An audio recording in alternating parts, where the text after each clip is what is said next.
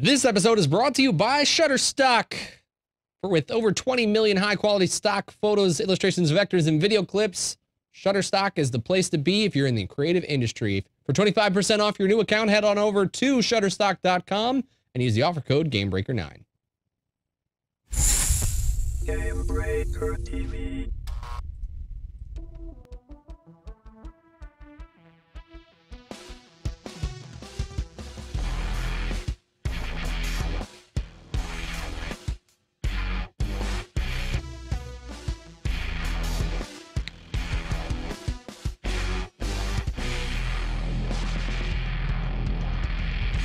What's up, everybody? And I am Mike Shavnit. Gary Gannon is gone for the week, so you guys will have me here for the Republic. Today is September 27, 2013. This is the Republic 156. There is so much news to talk about. It's kind of like there's almost no news at all.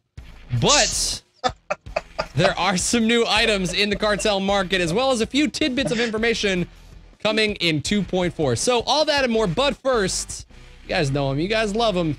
The jolly laugh in the background. Mr. Larry Everett. How you doing, man? I'm doing all right. It's great to have you on the show. I haven't done anything for a long I would say time. it's been like at least a year. It has to have been a year because about a year ago I transitioned jobs. So it had to have been. And for the very first time, I think this is it. I think the last person on the Game Breaker host crew that I haven't done a show with, Miss Laura Williams. You think you can handle it? I'll try to handle it. I've heard some wild and crazy things, so you know, gonna have to brace myself and hold on. We'll keep the slang language to a minimum. All right, so let's kick this off. Obviously, there was the class Q&A that went on, so we've got that to talk. Oh wait, huh? We don't? No. Oh, apparently BioWare didn't want to have a long show this week, so we don't have a class Q&A. So what's up with that? They're just like, you know what? Oh, and I completely forgot to change that, so I'm gonna have to fix that. You know what? So instead, I know you guys we're already so far into the show. You guys want to hear about our awesome sponsor, Shutterstock, right? Right?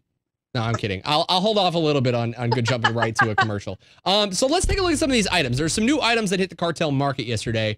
The first of which, the Trophies Hunter's Mask. What do you guys think about this? I think this looks, let me actually even scoot this over just a little bit here. Whoop. I think it looks badass, but that's just me. I'd love to have that. Well, it's not something that I would wear on any of my characters. However, the nice thing about this hood is that it does, or this hat is that it does work with hoods up. So if you have a hood, then you can put that on and it doesn't get hidden. Yeah, see, I was actually, it kind of looks like a Batarian skull from Mass Effect with fangs. But anyway, I was thinking that, okay, by itself, it kind of looks horrible. Doesn't really fit with Star Wars really very much. And, you don't think so? I see this. I could be wrong. I'm not going to claim to be the biggest of Star Wars lore gurus, but I could see something like the Sand People wearing these. That's what, when I saw this, that's kind of the direction I took where this was inspiring. It could go that way, but I think what makes it though finally work is that you can wear it underneath the hood. If you didn't have that, if you didn't have the hood thing, there was no way I would like this at all. But since you can have the hood, it's like, oh, now you're Darth Skullface or whatever. So, you're cool. So, all hilarious characters should be wearing that now. Yeah. Darth Skullface. Darth Skullface. I'm rolling that character right now. That's right. What about this next one? Add-on Rand's armor set. What do you guys think about this? Kind of, it has a very Han Solo vibe. It's from KOTOR. Oh wait, I wasn't even on the picture after all that. My bad. I thought I clicked it, but I did not. But yeah, it's from KOTOR, and Anton Rand is one of those characters, and that's exactly what he wears. And I like it. I think it's I think it's really cool. I especially like about this is not necessarily the vest, which is all right in and of itself, but the belt. The belt. Oh, see, I like the belt. No, I like it. No, that's what I do like. That's what I like the best about it, is that your gun, it sits low on your hip, just like Han Solo, just like it should. That's the best part about that. And if I should had have included the actual leg holster on the leg with a gun in it. That would make it even better. Well, now if you're like a smuggler or a bounty hunter on Republic side, your blaster pistol fits right there. Now, if only I could get my operative to have a blaster pistol fit right there, that'd be nice. We're doing cutscenes. Happy with that, Larry. Does this make you guys happy though with this? Because like I think that this is the direction that, especially now, Star Wars: The Old Republic needs to take elements like this, like from Knights of the Old Republic, and take these kind of thematic things that people identify as and introduce them to Star Wars: The Old Republic. I think that a lot of fans would be excited by that and would want to take the steps that it takes to try and earn these type of armor sets. Yeah, it'd be really nice, I think. However, they are doing this with the cartel market items. It's doing a phenomenal job with that. I don't want to, and I think that they're doing the right thing by offering these kinds of things in the cartel market, because it'll drum up revenue for the game. But the problem is that they aren't doing the same thing for things in game. Like if you do Nightmare Mode Wars, or excuse me, Nightmare Mode Operations, you're getting kind of crap armor that you're going to take the mods out and then put into these kinds of things. It would be really nice if there was something along the line that is specific to that, to Nightmare Mode, that you can only get a Nightmare Mode that looks really awesome. As of right now, they don't have those kinds of things except for mounts. Mounts are the exception. They have some cool mounts in Nightmare Mode. Shut your mouth, Larry. That Dread Guard armor is going to look sweet. Ugh. Don't even. Oh, no. Next up is the Cassis Fett armor set. What do you guys think on this one? Why does he have a shoulder cape? Yeah, it's like right here. It's just like, you know what? I only didn't wanted play half a KOTOR, cape. so it means nothing to me. But I want to know, like, why do you have a shoulder cape? So he can doesn't turn make any around real sense. quick and be like, "Fat, I'm out of here." gotta at least have Fly something so away? you can turn around and like storm off something with. Yeah. I never understood that, because that's kind of the thing. That's kind of a Mandalorian thing. I mean, Boba Fett had that cape that was just on one shoulder that really did nothing at all. And that's, and this is Cassius Fett, who is, another person from KOTOR. I think that it's really great, number one, that they are putting Mandalorian armor on there for that other classes can wear, because as of right now, other than the Protector's armor, there's no Mandalorian armor that anybody can wear, and it's good to see that at least Cassius Fett's armor is in there, and now let's say operatives can wear it, or even like say juggernauts that don't use lightsabers, they use swords and whatnot. That fits in there. Or anything Republic side. Or anything Republic side. So absolutely, I'm glad to see this. Please give us more. I'm sure this is one. I'm sure I know the Protector's armor, at least the armor part of the Protector's armor, was a good seller. The helmet, not so much. But I'm glad to see this. I want to see more of these. Absolutely. Now this next armor set actually it kind of confuses me a little bit. It's the Series 512 Cybernetic armor. Now, is this for actual players, or is this going to be for companion pets? Because there's no rib cage, there's like no hand. Are you going to really be able to affect your player to this, to this level of redefining the way that your character looks? Yes, they can finally be the cyborg that they've always wanted to be, but couldn't make in the character creation, because all you can put are implants on your face. Yeah, absolutely. Even the helmet, even the helmet that you see there is not. It doesn't fit over the head. Like, you know how most helmets like fit. They look like they're fitting over somebody's head. That is the size of your character's head. So it is a replacement head. Is pretty much what that is. It's not a helmet. It's a replacement head. And the only downfall to this one is that there's this light in the front that looks like a caution light that kind of blinks. That's the only thing that's the only real downfall to that one. Yeah, but yeah. Oh, see, I like the flashing lights on it. Oh, I'm not real fond of it. But yeah, there's no rib cage. There's not like you don't have that arm's robotic and the leg is robotic as well, and one hand on top of that. You have glove on on your left hand. Yeah. I was going to get into that, which is really cool, I think, for a lot of people out there that maybe want to role play, you know, something similar where, oh, my arm got cut off or whatever. It's great. It's great to have it there. This is a great first step for those players, but I'm sure there's people out there that want to go to the extent of like, well, I didn't want my right hand cut off. I wanted my left one cut off. So now they've got to come up with an alternate version. This opens up in the future, Mike, that you can have all sorts of different armor. So now the next set that they can come up with has the left arm and the left leg. Then for you that, can and then you can have that with wings and without wings, and then they can juxtapose. So right arm, left leg. Think That's of all true. the possibilities. Mixing and matching. All the possibilities. All the possibilities. All Yeah. possibilities. all them Benjamins is more like it. Next up, dynamic sleuth armor sets. What do you guys think about this one? I'm kind of underwhelmed. Could just be me See, though. now, I like that. I like the helmet. I like the glowy, mask. but I don't like the color of the pants. And I hope that when they change it so that you can use color dyes on lore armor, that it also will let you dye things like that, because that would look fantastic in black and purple. Larry, what do you think? That'd be nice.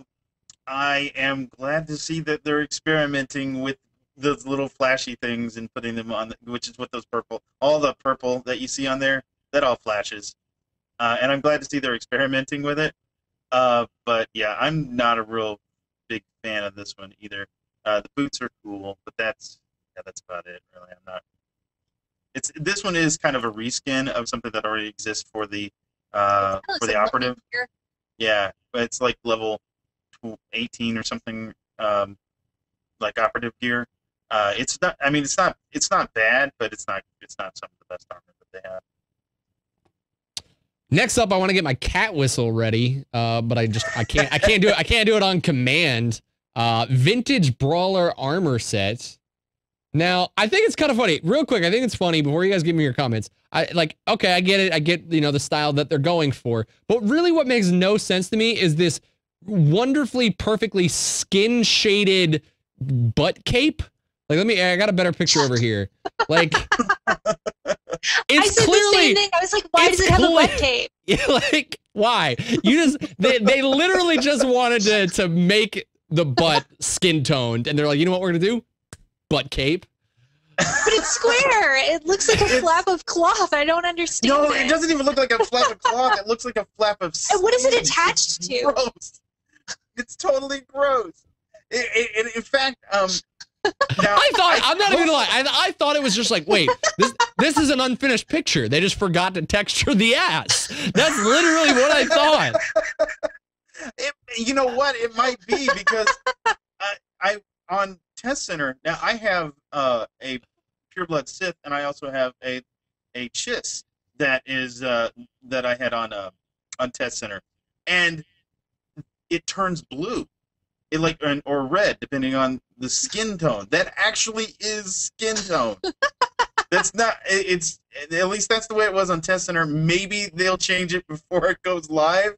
This totally looks like this little jutting out part right here. Right? Yeah. That's butt flap. I haven't seen anybody wear it, so I don't know if it's changed since live or if it was maybe a mistake in the preview window. But it is skin tone. It is whatever your character wear or what skin tone your character has. That's the color of the butt flap. That's terrible. It's so funny. It's even better. I didn't know that it changed skin tones, but the fact that it changes to your skin tone literally is like, all right. Guys, I want to make an armor with assless chaps, but we can't do that. So how do we do this? Well, that's easy. You make a flap that covers the butt and it changes skin tone based on a character's skin tone. Brilliant. Draw it up and call it the vintage Brawler armor. Next up. Maybe it's a toilet dispenser. What? Chat room says maybe it's a toilet dispenser. No, towel dispenser. Oh, towels. Sorry, towel. Toilet, whatever.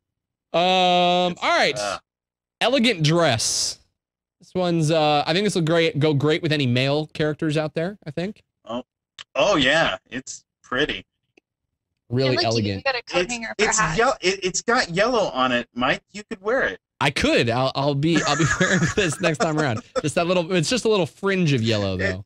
Yeah, but you know. As Laura said, Laura, I got a question for you. How comfortable or fashionable, as you said, is it to wear a coat hanger in your hair to style it? That's the thing to do now, right? You know what? First off, I wouldn't do that, and second, I have a Twi'lek, so I have no hair. I'm not really sure who designed that or what they were thinking. Oh yeah. Oh, you gotta show them the coat hanger. Can you move it over? Yeah, that way. Yeah, there you go. The coat hanger right there. Nice and fashionable. It's pretty, and it even has. You can't really see it in that picture, but it even has like a hook. It's got a little. It's got a little hook at the top, so you can absolutely. So it is like 100% all out a coat hanger. It is a coat hanger. I don't know. Maybe maybe they decided, hey, this will look pretty. After they took their jacket off.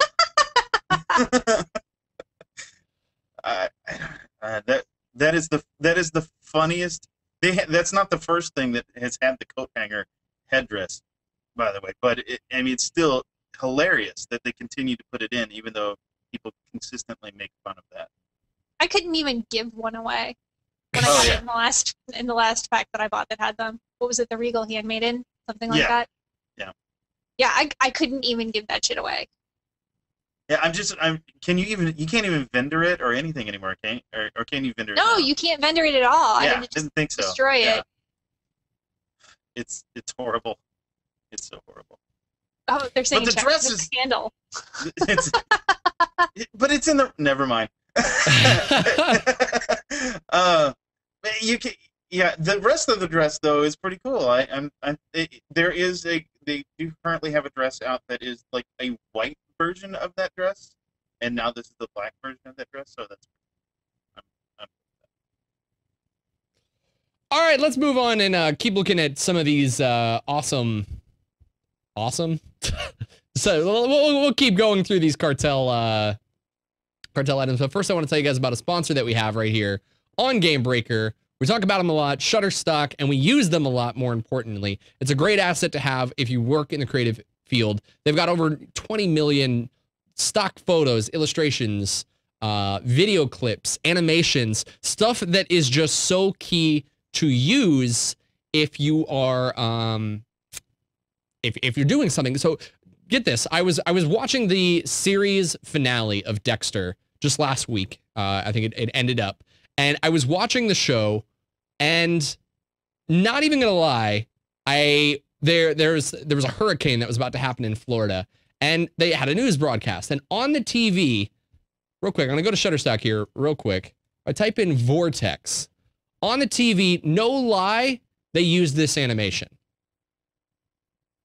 So even on shows as high budget as Dexter, don't make these assets themselves. They go to a service like Shutterstock and create them on their own, and use this to speed up the production value, to really kind of make their production pop. And that's something that you guys can use on your own YouTube channels. You guys, obviously, I mean, we have a YouTube gaming channel called Super Mega Awesome Time. So we looked up superhero, and I'm on footage. I need to be over on photos.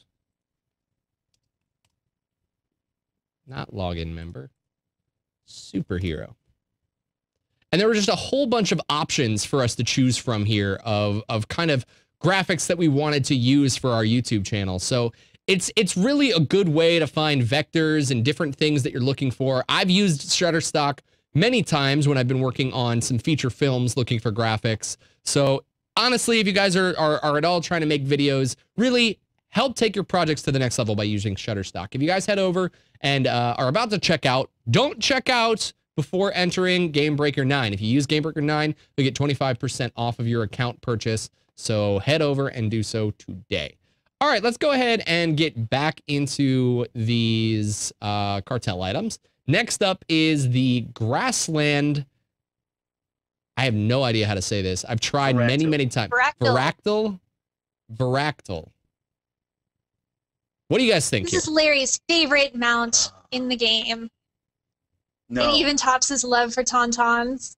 No. You want to ride your Varactyl around, Larry? No, I cannot stand animal. It's animal mounts. That's what it has They're to do the with. best mounts, Larry. Do you not? Do you Tell them all not? Okay, about so how you were petting my Varactyl the other day. Well, do tell, Larry. no, no, and it's really what it boils down to is that they're animal mounts that move just as fast as speeders, and that's really annoying. I'd be okay if the animal mounts, were the same speed if my speeders went faster. That's what really annoys me, and they make a horrible sound. It's horrible. Oh gosh. I love the noise. I'm about to probably bring up Star Wars travesty here because I'm about to reference, I believe it was in the Clone Wars that Anakin jumped on one of these and it was running as fast as a spaceship. Yeah, I get where your theory in that is because it's animal shouldn't outrun a speeder, but to just counter what you're talking about, what about the fact that it's been established in the lore, even though I'm sure that some Star Wars fans want to completely forget the episode 1 through 3. Where do you stand on that idea? Because maybe that's what the developers are thinking. That's most likely what they're going for. However, I mean, yeah, but some of these speeders are supposed to be. I mean, they're so streamlined. They're so geared towards going fast, and part of the reason that in that particular scene, which people have brought up many times, and that's one of the reasons why I think it's okay for Varactyls to go pretty fast. But in that particular scene, they were in a confined area as well, so that's a little bit different as well. You're not going to be able to get up to top speeds, and it was a ground-based speeder. It was it did have a wheel on it that it rolled on, whereas these other speeders hover. They have repulsor lifts and they don't even touch the ground. They're they're flying cars, if you will. So yeah, that's why I think that doesn't quite work. Larry, it's a game. You got to suspend your disbelief. No, I must stick to canon. No! Suspend it. La la la la la la la la. All right, well then, Larry, if you're a big speeder person, then tell us what you think about this next one. The Icus Falcon mount, or is it Icus? I don't know. Let's go with Icus. It sounds cool. Icus Falcon mounts. What do you think about this this speeder? I think that's cool. That's the first time we've seen this one, and it looks really nice. And unlike some of the other speeders, you're actually sitting on the seat. I don't know if I'll get to the other. There's another one down here that we're not actually sitting on the seat, and so it's really cool. I think that I don't know where they got that one from. That one's not an existing one. Usually we'll see like reskins of older speeders, and that's brand new to this pack. So, kudos. I'm glad to see new mounts. The colors look good on it. Yeah. Yeah, I mean, I think the blue, like the blues are just a really dark blue steel. It kind of looks a little bit kind of even right here. It feels very in place of the desert. I think they chose a really good background because I think that the desert background really kind of helps make this pop and show kind of the style because it helps accent these really, bright blue hues. And those ones around the edge there, the last ones that you're pointing to, they actually move around the edge. Yeah, those actually move. They actually like rotate around the edge of the bike. So it's in the front too. They have the same ones in the front. Now, Larry, you also brought up actually sitting in your mount. And the next one here, the Wind Scorpion mount. This one. See, I love the model of these speeders. They just look zippy. Yeah. What do you think about this one, Larry? Oh, I'm totally on board with that one. Exactly what Laura said, except I wouldn't use the word zippy. But what do you guys? Why do you guys think that is? Good word. You know, it's.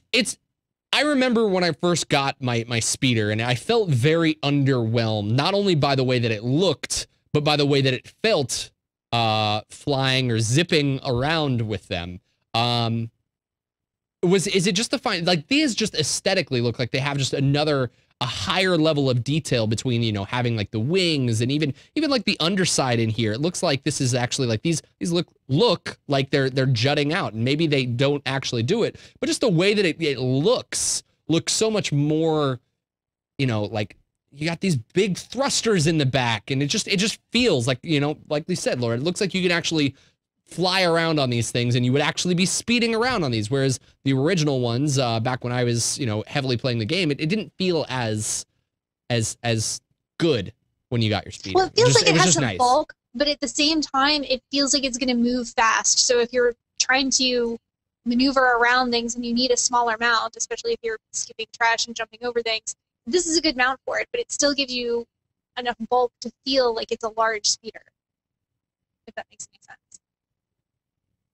What about the next one? You think you think the Rark Sprinter mounts is it feels like you're gonna zip around it? This one feels a little bit clunkier, no, a little heavier. Looks like you have your crotch hovering over an engine. You're not even there's a seat on that. This is what I was talking about. There's a seat on that, and you're not even sitting down. What's up with that? There's a seat on it. She's trying to get leverage. She's trying to get leverage. Sure. All right. Yeah, it's like riding a bicycle. You stand up on it, you go faster. It's true. It's true. You pedal. Just ask Lance Armstrong. He knows. He always stands up. Yeah, that's the Star Wars version of a moped, right there. That's exactly what that is. But Larry, it's got this really big turbine underneath it. It's got to go fast. Sure. It's just like a big thruster, right? Or maybe, as chat room said, that is actually the lawnmower blade. What about? I love when they come up with designs like this. Like like you said, she's clearly standing up. Even if she was, I mean, I guess if you were sitting down and like hunched over, this windshield is not doing shit. What's the point of giving it a windshield if you're like, nope, you know what? I'm gonna let all the bugs hit my mouth. I like that more. It's crotch guard. Crotch guard. Totally it. Yep. Crotch guard. Crotch guard. There you go. Last up, we've probably got the cutest droid ever, the D52D. I think. Yes. That thing just has like big cat puppy eyes staring into your soul written all over it. I do like that droid. I've got to get that one. There's two of them out now, and I didn't get the first one, and now I gotta get this one because it's pretty cool. Yeah, it is. It is to add to my collection of all the pets for when they add Pokemon to the game. Come on now, you know it's gonna come. Gotta have it. That's why you gotta just preemptively plan for it, right? Yeah, exactly. So out of all these favorites, go. Which one? We just quickly looked at all of them. What's the one that pops in your mind the most that stands out? Brackle. You just made Larry roll over in his grave. Oh, that hurts. Larry, what about you? I don't know. I like the Anton Rand armor set. That's my favorite so far. Gotta go with that one. Anton Rand. Yep. Chat room. The best. Chat room and comments. Let us know. Obviously, there's so many different armor sets, and everybody's got different preferences and styles. Let us know in the comments or in chat what you guys' favorite of the new sets are. Let's move on. Any tidbits in the 2.4 trailer that, you know, we can't play because of YouTube?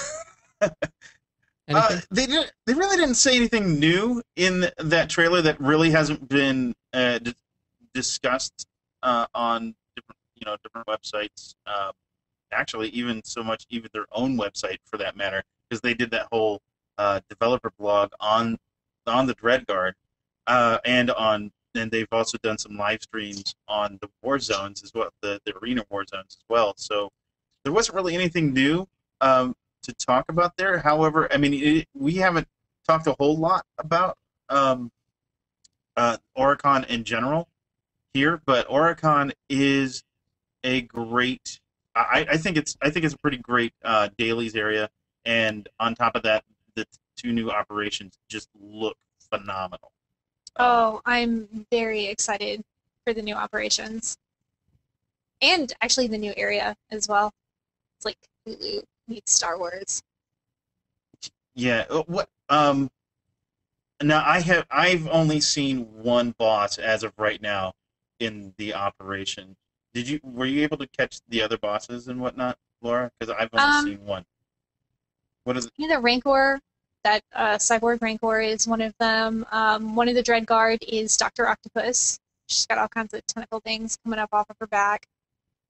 And most of the Dreadguard is in the second raid. Right. Yeah. I caught, like, I guess it wasn't the last boss in the second raid where you have to fight all. It's 5 of them. You don't fight all 6 of them because, but you fight 5 of the 5 Dreadguard that are left over.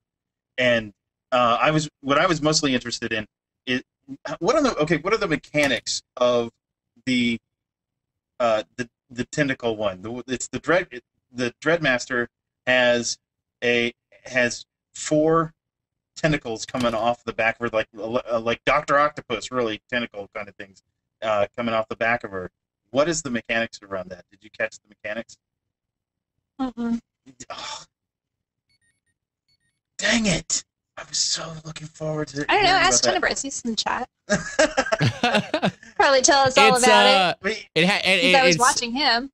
If you've ever seen, some of the creepy dark anime tentacle stuff, that's how you deal with it. Well, they slam apparently. They get, if you've seen the end of Terror from Beyond, which we've live streamed a couple times, it does a slam, and I know that there's that at least.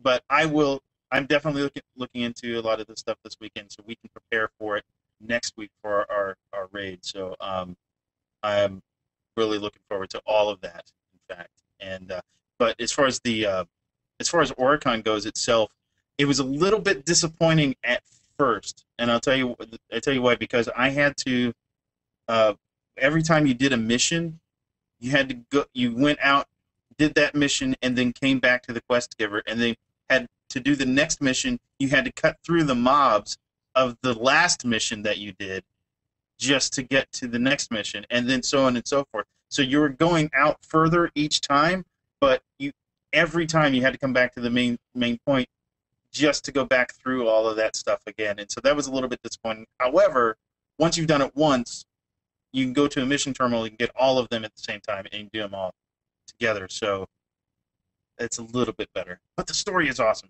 If you haven't caught up on the story of the Dreadmasters, I did a really quick synopsis of their story a couple weeks ago in the Hyperspace Beacon. And yeah, if you don't know the story, catch up on it and do Oricon. It's a phenomenal story. It really is. I like it. All right, now 2.4 will also bring the ability to dye lore outfits that Eric Musco confirmed this on the forum. So was this a really big deal for players? Because it looks like a lot of people were relatively happy that this is going to be allowed. Yes. Yes, this is very exciting news that they are going to let you dye lore armor because... Laura, there's a tentacle on your screen. Oh, wait. Yes, there's a tentacle. There's also a cat bite. Sorry, she wouldn't stop whining. Yeah, so a lot of the armor, I think it looks better if you are able to dye it. And this is something that people have been asking for since lore armor was introduced in the game and since they put in the dye system. So I think it's really fantastic that they're finally letting people go ahead and just do that. One of the biggest threads on the forum this week is actually also asking BioWare to change the engine. You know, hey guys, why didn't we think of that? Why didn't we think, hey, you know what? BioWare obviously has got another couple $100 million to throw at the game, right? You just change the engine. Should have. No, I mean, gosh, that was right in front of us. Why didn't anybody think of that? Gosh, that would have been so easy. Can I tell you that my favorite post in that thread was from a guy who said, you know what? They can do it in 12 months. Just hire a bunch of interns and put them to work on it. 12 months, we can have a brand new game. And again, I love people advocating that in this economy. Yeah, just, you know what? Let's hire a bunch of people for free who just want the experience to make our engine because it's cost effective, and then you'll really love the game, won't you? Yeah. I mean, it's not like the game's launched or anything. You know, they could totally just update the engine in a patch, right? Just that easy. Absolutely. 12 months. That's all it takes. Yeah. And you know what's really funny is that I watched that video that thread had, and it was hilarious because he was going. The main post went on about how it looks so much better than what we're given right now, but there's like no textures on it. It's like most of the texture items that are on that video are just like blank textures. They're just colors. Is all they are. They're not. I mean, there's no depth or anything to those textures at all. And one of the things that several of the people that were advocating this hilariousness were saying that all you'd have to do is take the existing textures and port it over to the CryEngine, as if that's how it works. Copy paste, exactly. It's That's the exactly internet. how It's that easy. It's the internet, Larry. Come on. That's all it is. Oh my gosh. Why didn't we think of that sooner? Okay, so the thing is that there's obviously issues with the game, but there've got to be incredibly like less expensive ways to address those issues, right? Yes. I'm like okay. Hire more staff. Well, that's true. But in all fairness to the person that posted this, there were issues with the original engine. What they were given was kind of an untested engine, and they were kind of building the thing from almost scratch. Even though it is Hero Engine, they were given a base to work with, so they didn't work from complete scratch. But it was in an alpha or beta stage at the point that the developers from TOR got it. And one of the downfalls that James Olin even admitted to was that they should not have taken an engine that was as untested as this engine, because they had to do a whole bunch of reworking. However, I'm sure at some point when they were going through all of this, they went through and asked themselves, would it be easier if we took another engine and built this from that? Because there were other engines, I mean, besides the CryEngine, that were just as good to work with. For instance, I mean, Unreal 3 engine was out at that point, and there have been MMOs based off of that. So I'm sure at some point they went through and weighed the options and said, would it be easier for us to get a license to get a new engine or continue building what we have? And there you go. That's what they decided. They decided that it was better to continue to work with what they have. And since the game is launched, and since they've had thousands of people in the game, they've actually made vast improvements to it. You know, beyond what we saw at launch. Because at launch we saw some major problems, and I can't say that all of them have been addressed, but a good chunk of them have been addressed. All All right, let's move on. Larry, you've actually been doing something that you're calling the free-to-play experiment, and we'll get to that in just a second. But before we do, I want to tell you guys about another sponsor of ours, Audible.com. They're a great service, and I think in today's age, a lot of people don't have the time to invest into reading a book, and it's kind of sad to say that it's just whether we're playing a game or we're just busy lives, we've got kids, whatever the case may be. It's just becoming harder and harder to find time. And that's what Audible does. Audible solves that problem because it offers a service of listening to audiobooks while you're on the go, while you're raiding, while you're doing, questing or in the car driving, whatever you're doing, there's always some time that you could just pop in an audiobook and start listening to something new. And for all of you Star Wars fans out there, there's so much lore, goes so deep.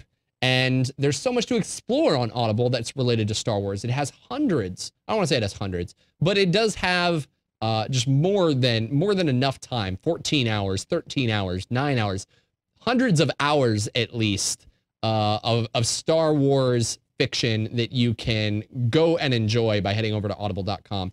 So if you guys want to get started today, if you head on over to audible.com/gamebreaker, you'll get hooked up with a free 30 days.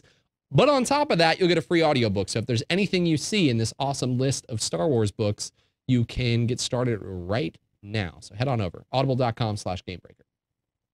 Larry, my friend, you did what no man should ever have to do. You did what you're calling the free-to-play experiment. So what is the free-to-play experiment all about? Basically, what I set out to show or prove, which was that you can play Tor, albeit painfully. You could play Tor from beginning to end, and including end game, without paying a dime. Basically, what was happening is that people were questioning whether or not Tor's free-to-play model was even viable because there was no. It was basically all steering you towards subscription. But they did such a good job with their free-to-play model. I'm sure you got really far, right? Yeah, that's about that. Isn't it? That's such a great loaded question. Okay. So my I'll tell you where I got. I got to Balmora on the Republic side, which is I finished chapter 1, was working on chapter 2, and I just couldn't take the experience deficit any longer. I was constantly having to do things beyond the planetary quest, beyond my story quest, in order to level up. And to be honest, the way I normally level up, and I've got 55 characters right now, and the way I normally level up is I will do all the planetary quests, all the story quests, and every once in a while I'll do a flashpoint and do PvP if I want to skip over something or whatever. But I should be able to do everything from level 50 or level 1 to level 50 without necessarily having to group up. Now, that being said, I did group up. I grouped up constantly. I was always running out of flashpoints to where I would no longer be able to roll at the end, and as well as war zones. I was always doing all the war zones that I could possibly do, and it was just and I could not. Once I hit Balmora, I couldn't do it anymore. I just the deficit was too much for me. Now, granted, they're telling me that it was 25% difference between what I was getting and what a subscription player was getting, but man, it felt like a lot more than that, and I had to stop at Balmora. I was done. So what's the difference between preferred play compared to free to play? There's quite a few differences, but as far as I'm concerned, not where it counts. Like, for instance, the major difference that you notice, especially at end game, which is where most people who are preferred, where they're coming in at, between free to play and preferred, is you have a higher credit limit with the account. You instead of having 200,000 credits, you can get 350,000 credits, and that's really where your biggest biggest difference is. And there's a few other things that you can do. You have more emotes, more little, bars. Yeah, bars. Bars. Right. UI Little features. right. Little things that are, what do you call them? Just comfort items, I guess, that make it just a little bit better to be a convenience item. Yeah, that make it a little bit better. So, Larry, what would you find to be the most important things to unlock if you are strictly trying to follow the free-to-play model? If you're trying to, first thing I would do now, first things that I would unlock would be like your UI, any kind of UI differences, which are going to be mostly the quick bars. That's the first thing that I actually unlocked as a free-to-play player. I got enough credits, and I'm like, oh my gosh, I got to get more quick bars, which is one of the most ridiculous things that they have put in there as a restriction, because it's almost guaranteed that they're going to get somebody to pay for that, because that is the most ridiculous restriction. And the next thing Cargo is, bay. Cargo bay is number one, but is as you're leveling up, you definitely want to get a cargo bay, which, if you can afford it, because that's one of the more expensive items on the GTN, you want to unlock that. And the other thing is the artifact items as well, because once you get to end game, you're going to have those. And those would be the three major ones, I would say. And there's little things that are really nice to have, like color matching and hide head slot. Those kinds of things are really those are nice to have, because you can make your character look the way you want it to. But definitely quick bars, cargo bay, and artifact, must have those. Must have. There you guys go. Larry Everett. You can follow him right down there at Shadow, SHADDOE. Be sure to catch the Hyperspace Beacon, as well as that's something the free-to-play experiment is. If people want to hear more, that you can go up and read that. Correct? Absolutely. Yeah. You can go to Massively and just type in search free-to-play experiment, and it will come up. It's the only one that's there. So go check that out right now and find out a little bit more. And I'd say find out if Larry makes it, but I don't think Larry is gonna turn around and keep trying. Right. There is, however, I do give advice on how to do it in end-game. We do have a player in our guild, his name's Callahan, that does a phenomenal job at being a free-to-play player at end-game. Just, he's amazing at it, and he gave some tips as to how to deal with that as well. Laura Williams, you can follow her right down there at VoidMinx. Be sure to check her out every week here on The Republic. As well as anything else, Laura? You got anything else going on? Not this week. Live streams? Nothing this week? Oh, No live stream. streams? We have the Massively live stream on Wednesday What time? for our raids. 9 Eastern.